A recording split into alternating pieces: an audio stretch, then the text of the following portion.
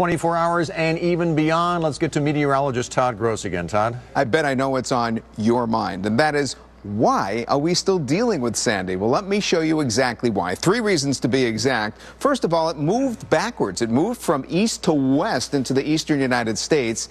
That's number 1. Number 2, it stalled. And number 3, look at the tremendous size. Extending from Nova Scotia westward all the way to the easternmost part of Wisconsin. That's over 1,000 miles of real estate that's being affected by this storm right now. Now, what's going to happen at this point is you see a couple of areas of snow, one over Michigan, one over West Virginia. But as we run down the next 24 hours and beyond, you'll see it's more than just snow that we'll be dealing with. First of all, New England is seeing a flourishing of some gusty, squally rains as the storm is not weakening at this hour. I expect it to weaken tomorrow and tomorrow night, but not right now. So we're seeing some real gusty rains and thunderstorms in New England. Secondly, the Great Lakes really starting to kick up now. Winds gusting to 30 to 40 miles an hour, the western flank of the storm. That's the same part of the storm that first moved in along the coastline yesterday. Now it's a weaker storm, but still affecting the Great Lakes. Number 3, the Ohio Valley. We've got a rain and snowstorm going on with 48 hours more snow to come. That puts it up near 4 feet of snow when all is said and done in some spots in eastern sections of West Virginia and western Maryland. And lastly, I know it sounds crazy, but remember, the long-range charts did peg this storm perfectly a week in advance.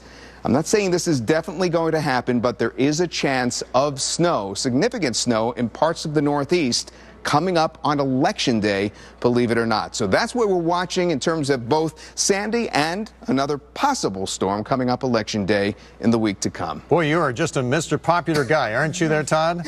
Sorry about that. You know, there are some aspects of Sandy that didn't work out. It came ashore much faster than anticipated. It picked up speed once it headed west there and has moved along. But yet the devastation, I think, is exceeding what people thought, because expectations were for great devastation because it was going to be a slow-moving storm. But actually, if you think about it, a fast-moving storm brings the forward motion of the winds and the water with it.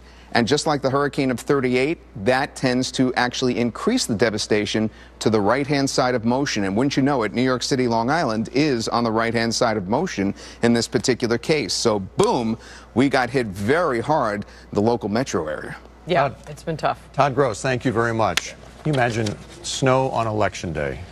It's going to have an impact, definitely. Absolutely it will. If you're not a motivated voter, then you don't necessarily turn out. So there's going to be a lot of analysis of that. Markets tomorrow open, finally, big moment. Tomorrow is going to be very, very interesting. Yep. You should stay tuned for our coverage of it tomorrow. Of course, we'll be online at 9:30 a.m. Eastern time for the opening bell there, and it will be very interesting to see this reset that has to happen, a coordination of all the exchanges and all the trading floors that